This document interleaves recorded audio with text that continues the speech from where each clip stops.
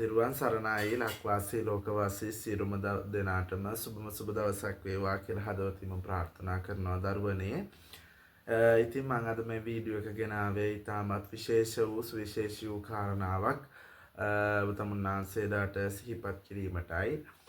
එතකොට ගොඩක් දෙනෙක් නැවත අහලා තිබ්බා ළඟදී වීඩියෝස් එකක්වත් දැම්මේ නැත්තේ ගුරුතුමනි මෙහෙමයි කියලා දාලා ඇත්තටම දරුවනේ කාර්යබහුලත්වයත් එක්ක වීඩියෝ එකක් දාන්න බැරි වුණා.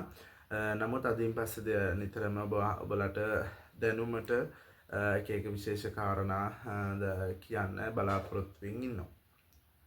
ඒත් එක්ක මම මේ අද මේ වීඩියෝ පටිය දාන්නේ විශේෂ කාරණා කිහිපයක්ම කියන්න. ප්‍රධාන වශයෙන් නැවත වරන් සහ දෝෂ පරීක්ෂාව පැවැත්වෙන දිනේ කවදද කියලා අහලා තිබ්බා. පුතේ නැවත වරන් සහ දෝෂ පරීක්ෂාව පැවැත්වෙන්නේ 2026 මාර්තු මාසේ 18 වෙන බදාදා දින පෙරවරු 8:08 වෙනකොට දේවස්ථානයේ වරන් සහ දෝෂ පරීක්ෂාව පැවැත්වෙනවා. එතකොට පුතේ කැමති දරුවෙක් ඉන්නවා නම් සම්බන්ධ වෙන්න පුළුවන් මගේ දුරකථන අංකයට මතමක් ලබා දීලා හෝ WhatsApp මාර්ගයෙන් හෝ email මාර්ගයෙන් මාව සම්බන්ධ වෙන්න පුළුවන්. මගේ දුරකථන අංකය නම් 077 547 94 0 කියන දුරකථන අංකයට ඔබට ඇමතුමක් හෝ කෙටි පණිවිඩයක් යොමු කරලා මාව සම්බන්ධ කරගන්න පුළුවන්. ඉතින් ඒත් එක්කම තවත් විශේෂී කාරණාවක් නම් දැනට වරන් දරුවෝ විශාල ප්‍රමාණයක් මගේ ගෝල බාලයෝ විදිහට වැඩ කටයුතු කරන කට්ටියක් ඉන්නවා. ඉතින් ගොඩක් සන්තෝසයි.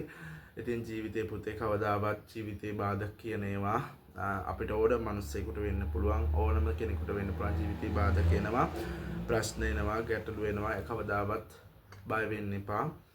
තමා ශක්තිමත්ව කෙලින් ඉන්න, තමා කෙලින් ඉන්න තරමට කවදාවත් පුතේ ඔයාලව වටන්න බෑ. මොකද අපි මේ දියුණු සමාජයක දියුණු ජීවත් වෙනකොට ඊර්ෂ්‍යාකාර මිනිස්සු කියනක જાතිය අපේ නිතර ගැටෙනවා, මුහුණට ගැටෙනවා. ඒ ගැටීමත් සමගම ඒ පුද්ගලෝ අපිට ඇසුරු කරන්න සිද්ධ වෙනවා. දැන් අපේ ගමේ වුණත් පක්ෂපාතී සහ පක්ෂපාතී කියන පිරිස් දෙවල දෙන. මොකද මිනිස්සෙකුගේ දියුණුවක් වෙනකොට දකින්නකොට කාටත් පුතේ ඊර්ෂ්‍යාකාරකමක් ඇති වෙනවා. කවදාවත් පුතේ බය වෙන්න එපා. මොකද දෙවි දේවතාවුන් වහන්සේලා ඔබලා පිටිපස්ස ඉන්නවා. සබහා ධර්මයේ ඔබලත් එක්ක ඉන්නවා. කවුරු කොහොම මොනවා කිව්වත් තමන්ගේ හෘද සාක්ෂිය දන්නා නම් පුතේ තමන් කරන්නේ හොඳ වැඩක්ද නරක වැඩක්ද කියන එක තමන්ගේ හෘද සාක්ෂියට අනුව කවදාවත් ඒක වරදින්නේ නැහැ පුතේ.